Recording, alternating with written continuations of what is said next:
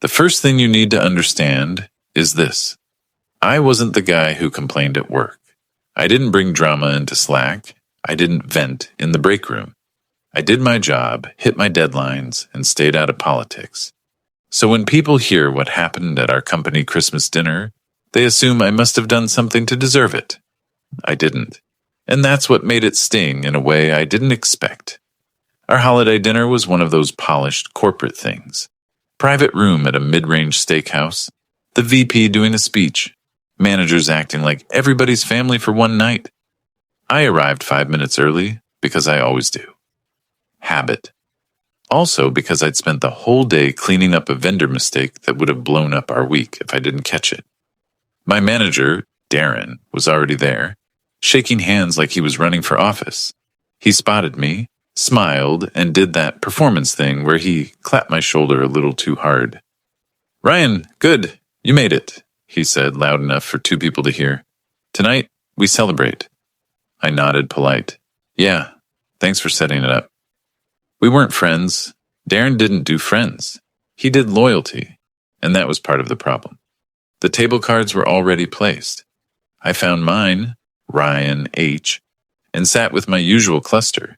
2 people from operations, 1 from finance, and a newer analyst named Tyler who still looked nervous around anyone with a title. The room filled. Drinks came. People loosened up. Then Darren stood at the front with a stack of gift bags behind him. Branded ones, tissue paper, the whole thing. "All right," he said. "Before we eat, we've got something small for the team." Everyone leaned in. Phones came out. That's how it is now. Nothing counts unless someone posts it. Darren started calling names. Angela, always dependable. Marcus carried the Q3 push. Lily, problem solver. Bag after bag, people stood, smiled, did the little awkward thank you. Some got gift cards, some got boxes. A few got things that looked expensive. My table was laughing. Tyler whispered, "I bet yours is huge, man. You basically saved the vendor account last week." I smiled because it was easier than saying what I was already noticing. The stack behind Darren was shrinking fast. I hadn't been called.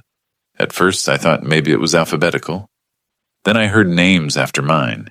Then I heard people from other departments. People Darren barely spoke to.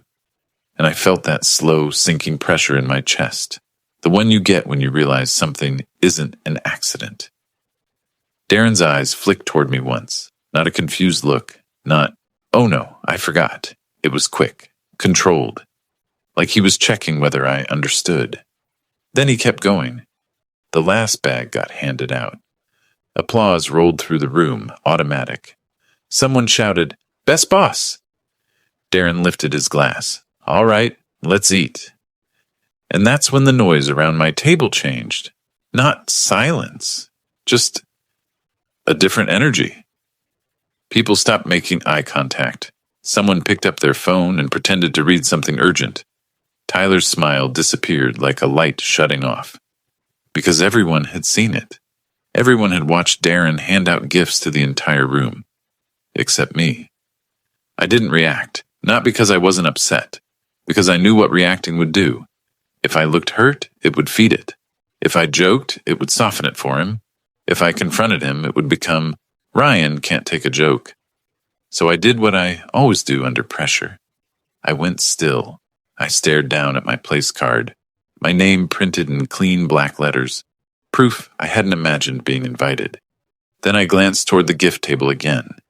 And that's when I noticed something small that most people would miss. A thin strip of white paper near Darren's phone. Name tags. Extra ones. Face down.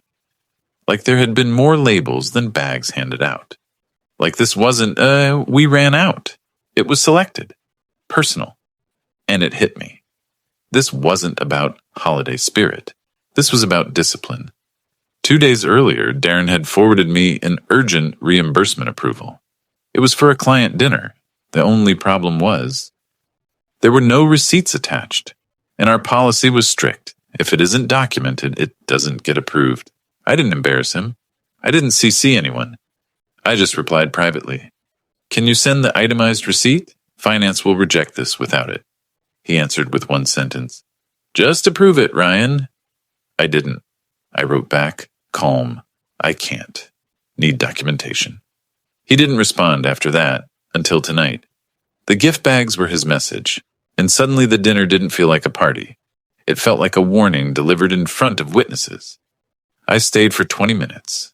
I smiled at the VP when she walked by. I thanked the server. I took one bite of my food. Then I excused myself, grabbed my coat, and walked out, like I had somewhere more important to be. In the lobby, I paused near the front doors, the cold air leaking in every time someone came or went. And I realized something that made me feel less embarrassed and more alert. If Darren was willing to humiliate me publicly over a receipt, then there were bigger things he didn't want me looking at. And I already knew where to start, because my job wasn't just operations. I was the person who saw approvals, the person who saw budgets, the person who saw what got pushed through quietly, when everyone else was busy clapping. And on Monday morning, I was going to open the ledger, not to get revenge, to understand what I'd just been punished for. Because people like Darren don't strike first unless they're protecting something. And I had a feeling the missing gift bag was the smallest missing thing in that room. Monday morning, the office smelled like burnt coffee and leftover holiday perfume. People were still floating from the dinner, reliving it in little bursts, smiling too hard, acting like the night meant something. The first thing I saw when I opened Slack was the photo dump, a group shot under fake snowflakes, someone holding up a gift box like it was an award. Darren in the center of every picture, laughing like he personally invented joy. Best team ever, someone wrote. Grateful for leadership, another added. I didn't react. I didn't even scroll long. Not because I was above it, because I knew how those posts worked. They weren't memories. They were receipts. Proof that everyone participated. Proof that nobody had a problem. And if I spoke up now, I'd be the only person disrupting the positive culture. So I did the one thing Darren didn't expect me to do. I went to work. I pulled up our cost center ledger, the internal dashboard finance used to track spend by department. Most employees never saw it. Most didn't need to. But my role sat in that narrow lane between operations and finance. I handled vendor onboarding, purchase requests, approvals, and documentation compliance, which meant I didn't just know what people said we spent money on. I knew what we actually coded it as. I filtered by date range, the week before the dinner through today. Then I searched 2 words, employee appreciation. 3 transactions popped up right away. 2 were small, $120 here, $86 there. Team snacks, a coffee run, normal stuff. The third one made my stomach tighten. Their best, $142.17. Merchant, an upscale retail store I recognized instantly. Memo, holiday employee appreciation gifts. Submitted by Darren, no receipt attached. No list of recipients. No secondary approval. Just Darren's digital signature. I clicked into the details and felt my irritation sharpen into something cleaner. Because our policy was clear. Anything over $500 required an itemized receipt and a second approver. Anything coded as employee appreciation required HR sign-off. Anything labeled as gifts had to be documented for tax reporting. This had none of it, which would have been bad on its own. But what made it feel personal again was the timing. The transaction date was 2 days before the dinner, meaning the gifts were purchased, meaning the list existed at some point, meaning there was no world where Darren simply forgot me. I sat there staring at the screen, and I had to consciously unclench my jaw. Because now I wasn't just excluded. I was being used as a warning example to everyone else. This is what happens when you don't play along. I didn't storm into his office. I didn't message him. I did what I always do when something doesn't add up. I cross-checked. I opened the second dashboard, our reimbursement queue, typed Darren's name, and there it was. The client dinner he'd tried to push through 2 days before the Christmas event. Different category, different budget, same problem. No receipt attached, just a total. $1611.40 memo, client relationship dinner, submitted, Darren status, pending, needs documentation, because I hadn't approved it. I stared at both transactions side by side, and I understood the real reason he humiliated me. It wasn't because I embarrassed him. I hadn't. It was because I didn't let him bypass controls. And people who rely on bypassing controls don't forgive quietly. They don't correct themselves. They punish the person who made them feel watched. I leaned back in my chair and looked around the open office. Most people were working. Some were chatting about weekend plans, and I realized something else. Something that made my irritation turn into straight-up injustice. Everyone thought this was about a gift bag, but it was never about the gift bag. It was about authority. Darren wanted everyone to know who could be singled out, who could be rewarded, who could be erased. And he chose me because I was safe to target. I wasn't loud. I wasn't political. I wasn't someone with a powerful friend in leadership, or at least, that's what he assumed.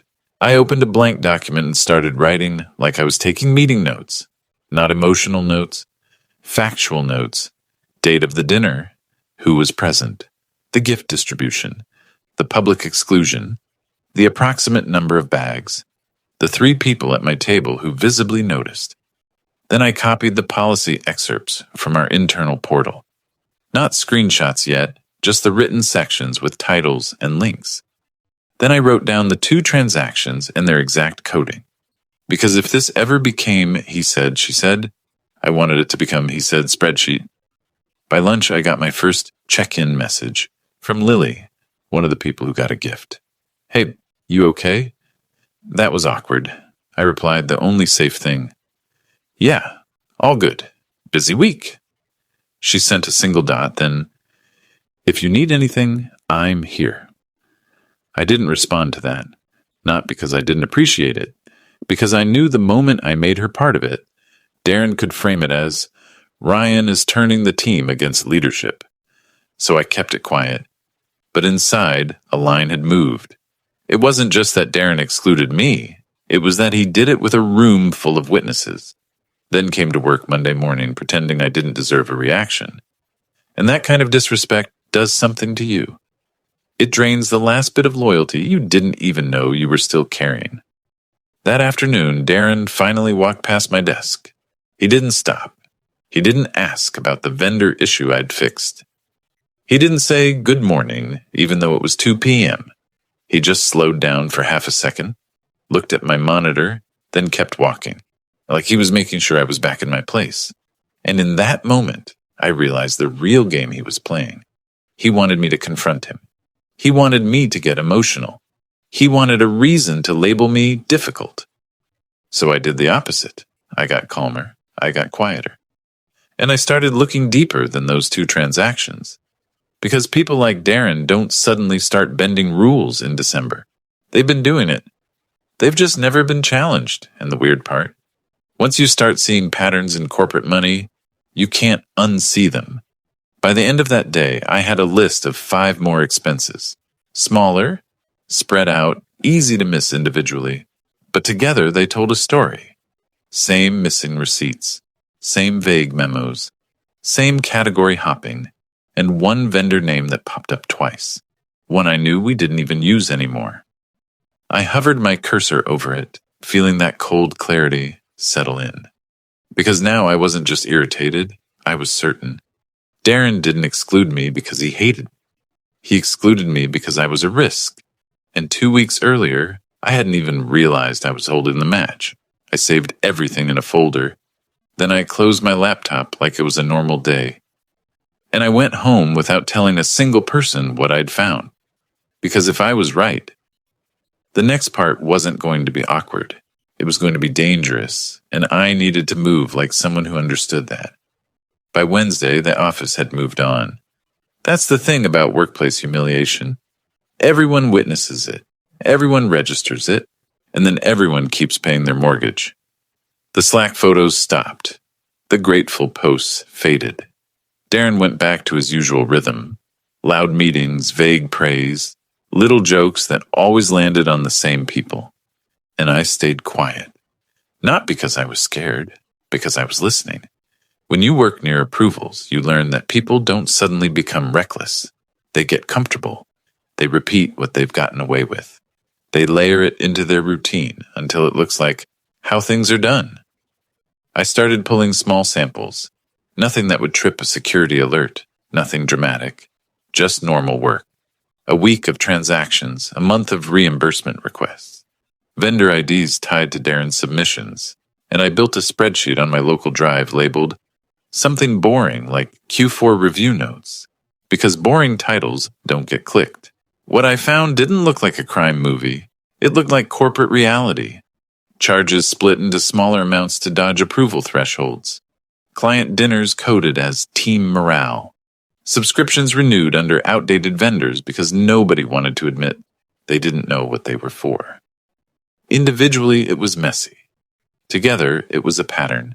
And then Darren tried to make me part of it. It came through as a system notification first. An automated email from our finance platform.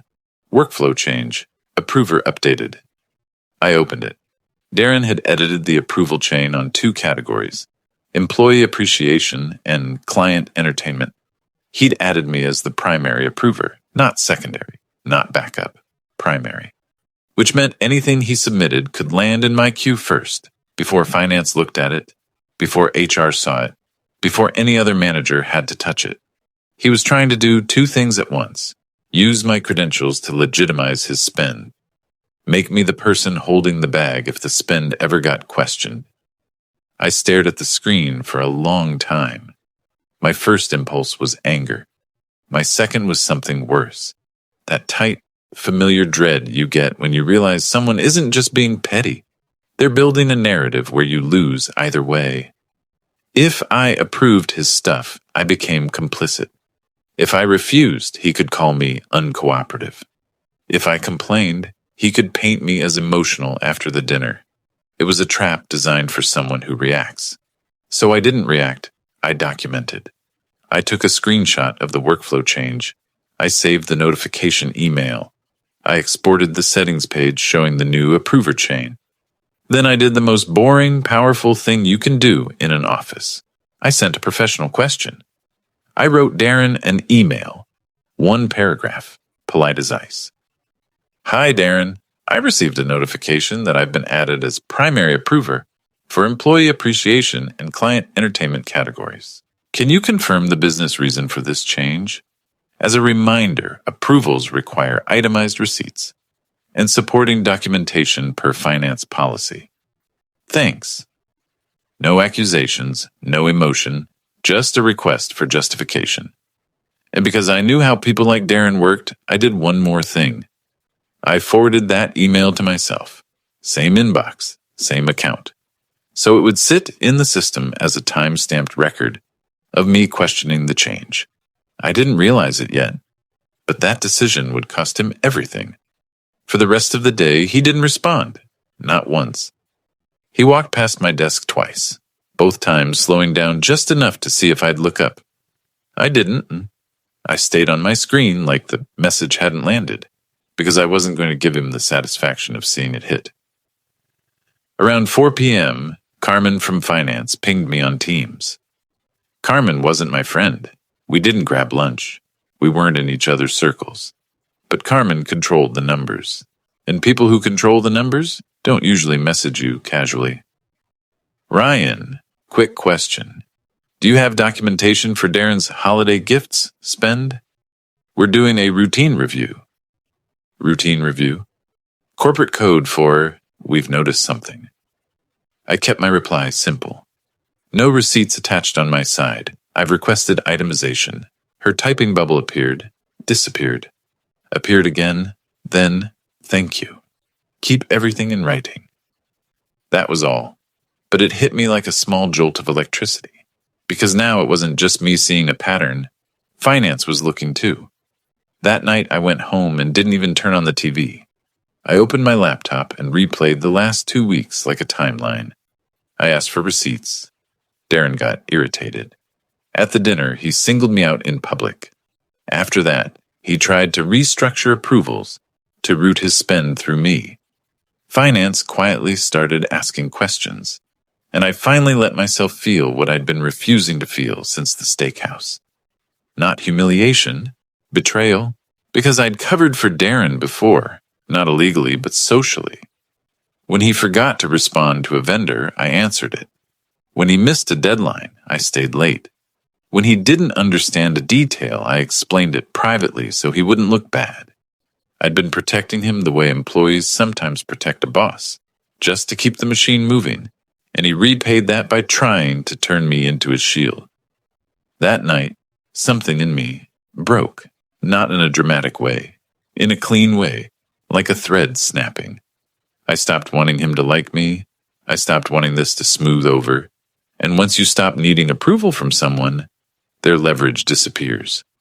The next morning, Darren finally replied, not by email, by walking up to my desk. He leaned on the edge like he owned it. "Why are you making this difficult?" he asked.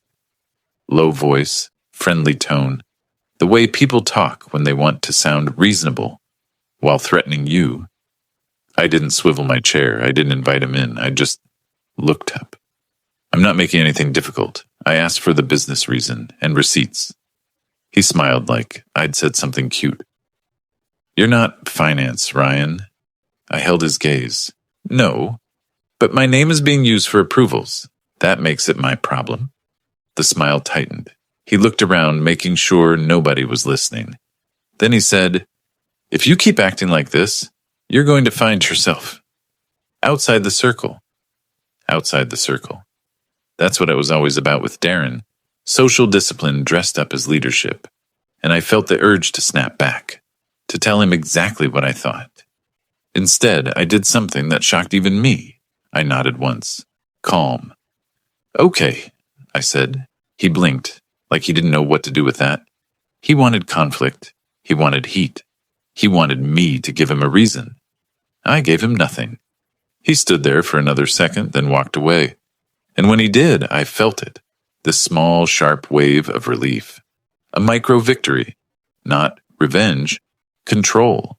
Because for the first time since the dinner, I wasn't reacting to his power.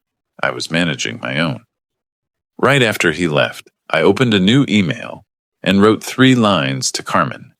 "Carmen, Darren changed the approval chain to root employee appreciation client entertainment. Through me as primary approver. I asked for receipts and business justification in writing. Let me know what you need from my side." She replied within 5 minutes. "Understood. Do not approve anything without itemization. We are escalating. Escalating." That single word made my hands go cold, not because I was scared of Darren, because I knew what escalation meant in a corporate environment. It meant meetings with doors closed. It meant HR language. It meant people protecting themselves. And suddenly I realized the most dangerous part of this situation wasn't Darren's spending. It was Darren's story. He was already building one. That I was difficult, that I was emotional after the dinner, that I was not a team player, because if he got his narrative into HR first, the facts wouldn't matter as much as they should. So I did the only thing that makes facts matter. I prepared them to walk into the room on their own. I organized my folder, approvals, screenshots, policy links, emails, timelines. I printed the policy excerpt about receipts and secondary approvers. And I wrote a short, factual memo for myself, 1 page, like I was preparing for a deposition. What happened? When it happened? What I did? What I asked for? What Darren did in response? No adjectives, no feelings, no insults, just a clean chain of cause and effect. Then I waited, because I knew what came next. Not a confrontation, not a dramatic showdown, something quieter, something official. And then silence, the kind that means something's gone wrong. At 6:12 p.m., a calendar invite hit my inbox. Sender, HR business partner, a name I didn't recognize. Title, Touch Base, Ryan H. Attendees, me, Darren, HR, no agenda, no notes. Just 30 minutes. Tomorrow morning. And I stared at it, feeling that calm clarity again, because now I understood. The gift bags weren't the punishment. They were the opening move. And tomorrow, Darren was going to try to finish the story he started in that steakhouse. Except this time, I wasn't walking in empty-handed. The next morning, I didn't walk into that touch base like a nervous employee. I walked in like someone who'd already done the work. Conference room B smelled like whiteboard markers and cheap lemon wipes. Darren was already inside, sitting too casually, ankle on knee, arms relaxed, like he was waiting for me to apologize for existing. Then the HR business partner walked in, mid-30s, calm, tablet in hand, the kind of professional expression that never gives you free information. "Hi, Ryan. Hi, Darren," she said, taking the seat across from us. "I'm Denise. Thank you for making time." Darren smiled like he knew her. "Of course." Always happy to align. Denise didn't smile back. She looked at me. "Ryan, I'm going to ask something direct," she said. "Have you experienced any retaliation, exclusion, or pressure after raising compliance concerns?" My pulse didn't jump. My stomach didn't flip.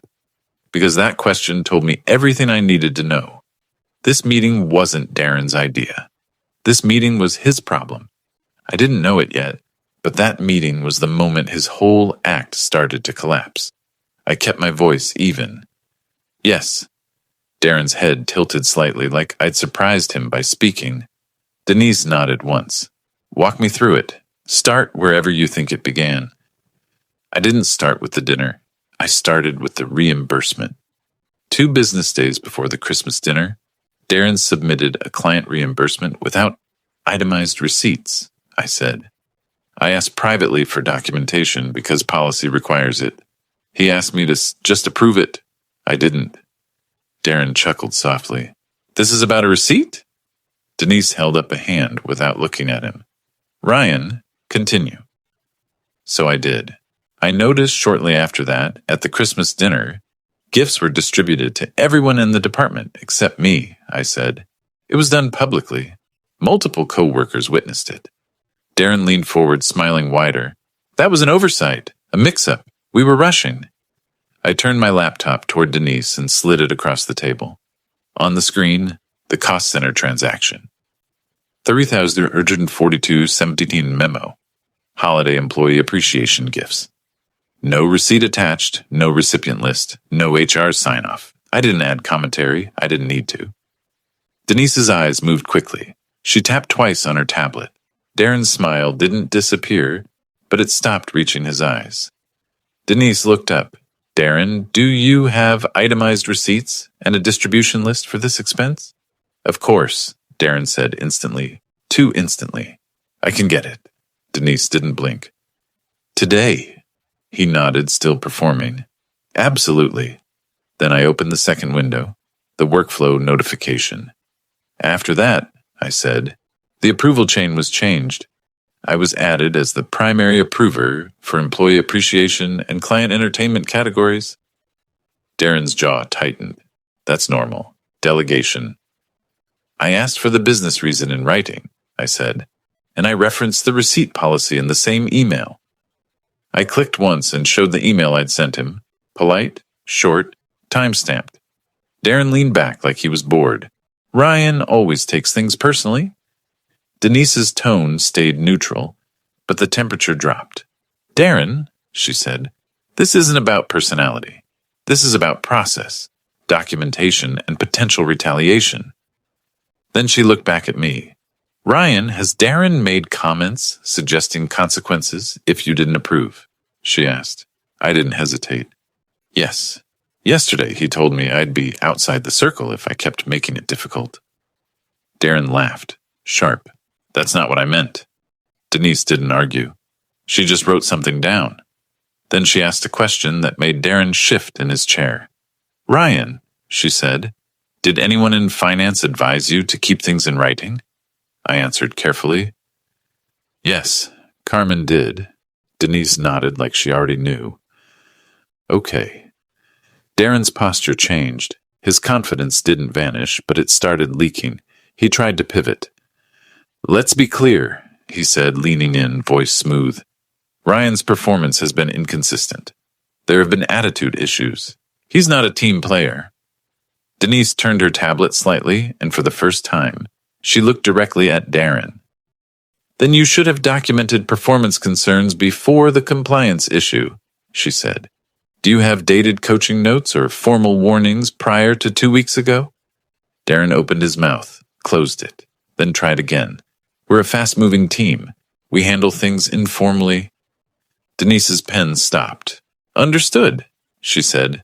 Then you'll understand why this timing is concerning. That was the moment I felt it, the shift. They thought I was cornered. I wasn't. Denise stood up. Here's what will happen next.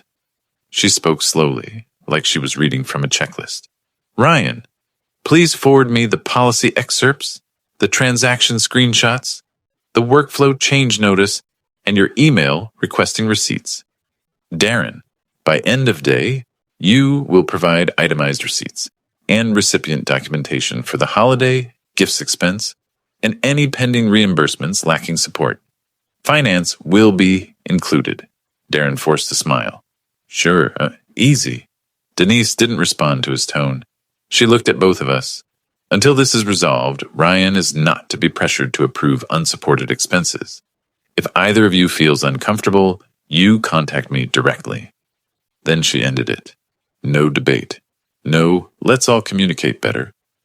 We walked out. Darren waited until we were in the hallway, out of Denise's earshot.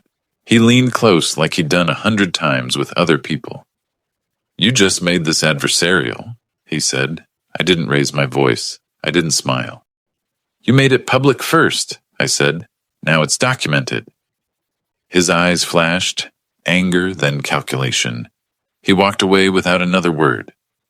I went back to my desk and sent Denise one email with 4 attachments, not a rant, an audit packet. And after I hit send, I did the quietest thing that felt like victory. I went back to work. The chaos didn't happen immediately. It never does. It started like a power outage. Small flickers, then sudden darkness.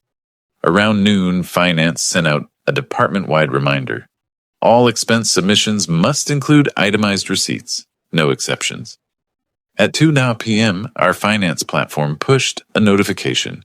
Corporate cards temporarily restricted pending review. People started whispering. Slack started buzzing. Anyone else's card not working? Are we getting audited? Is this about year-end?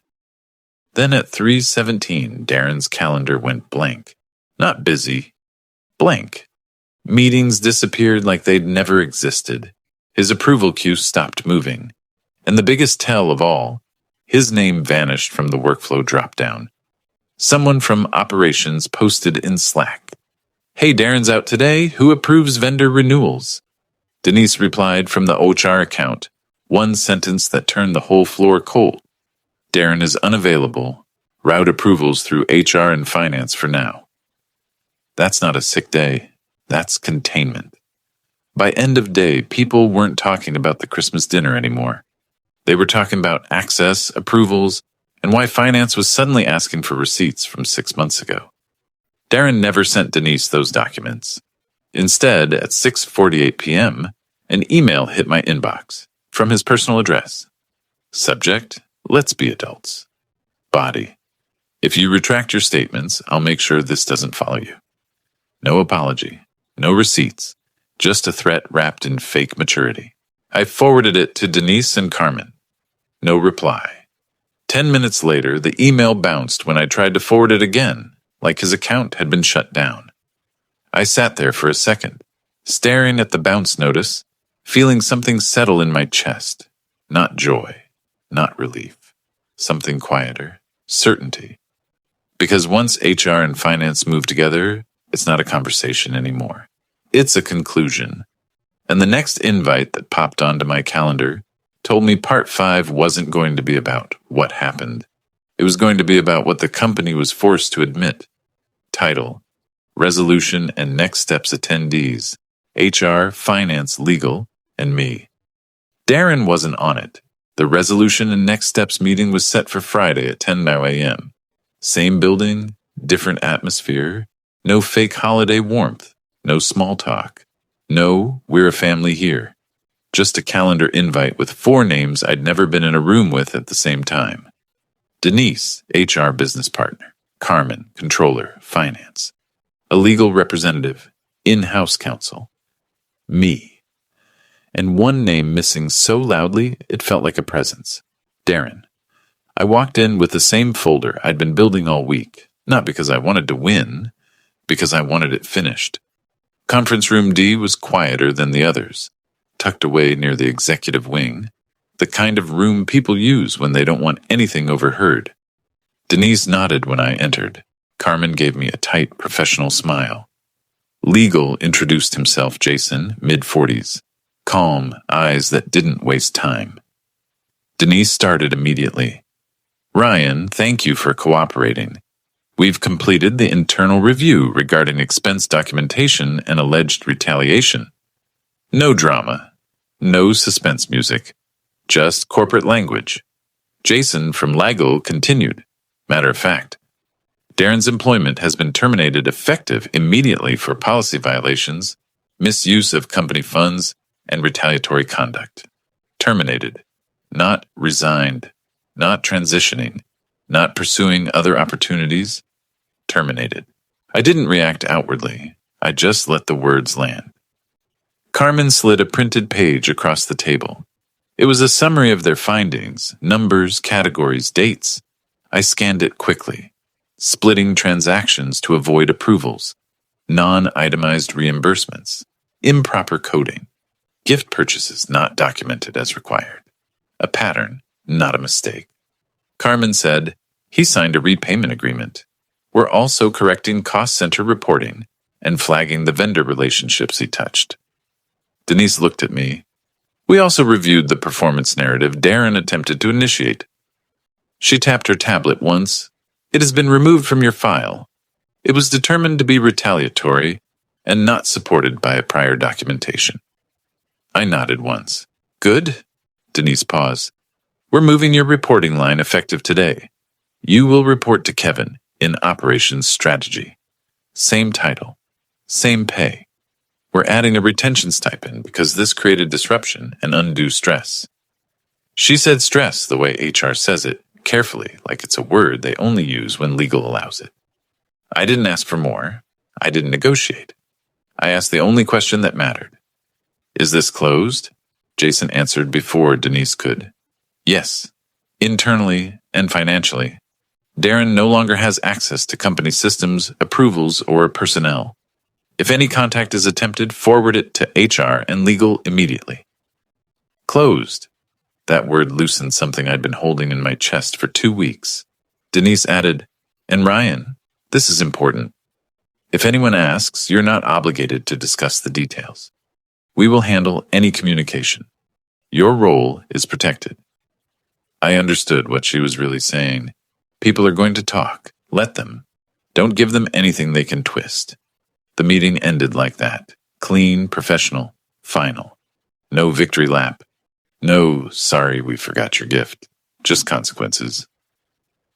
When I walked back to my desk, the office felt different.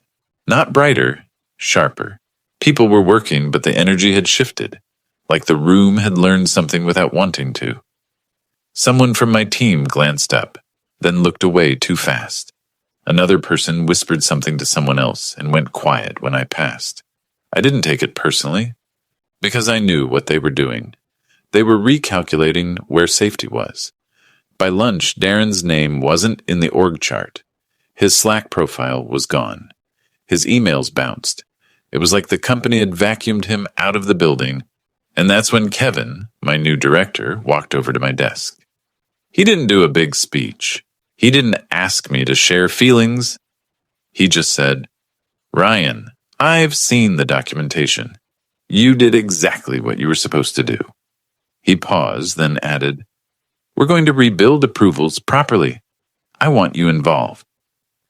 I looked at him and felt something I hadn't felt since the dinner. Respect. Not performative respect.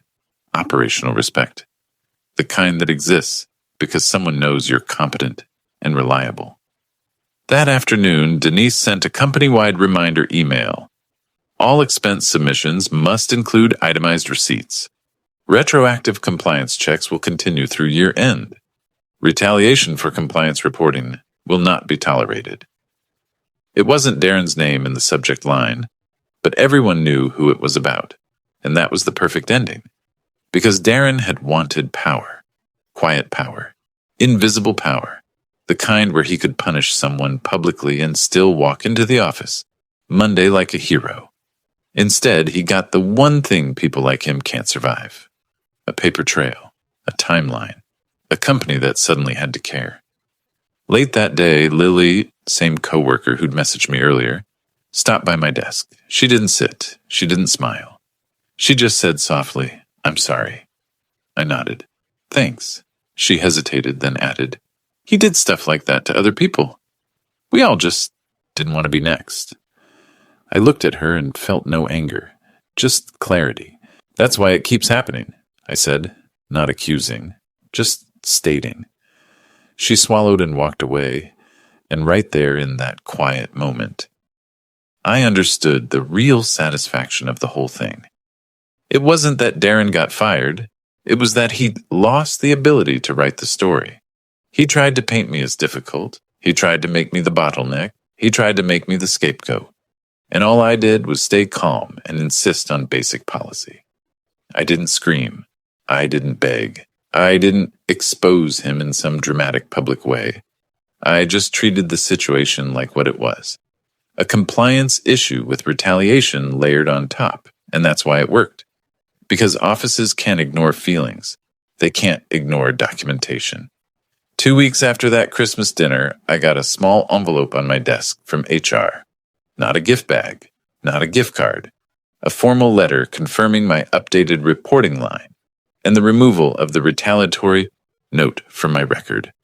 Signed, dated, filed. It wasn't sentimental.